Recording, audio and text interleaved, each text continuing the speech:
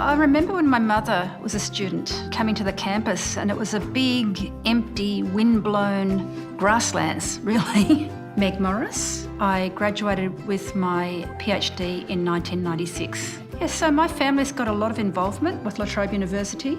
My mother was one of the early students back in the 70s, and my father worked here at Trobe University in the Department of Sociology. I remember seeing the Donald Whitehead building being built, but they always had these difficulties digging through the clay.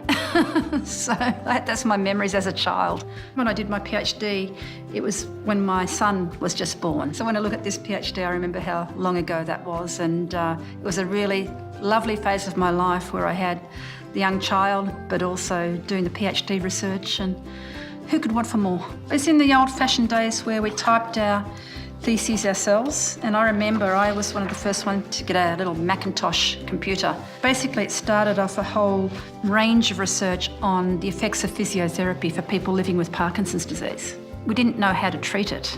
So I think the basic studies in this PhD thesis all those years ago were to look at the pathogenesis of gait hyperkinesia in Parkinson's, so that's the slowing and the short steps in Parkinson's. I'd heard that some people were doing dancing with Parkinson's, and I thought, well, I can actually use the dancing group as a control group. What we in fact found was that the dancing group did surprisingly well. They reported great feelings of well-being. So music and the actual dance steps that triggers them and helps them to activate what's trapped inside. La Trobe has featured over and over again in my life. It's like a boomerang, and it's been important to me, and I'm very fond of La Trobe.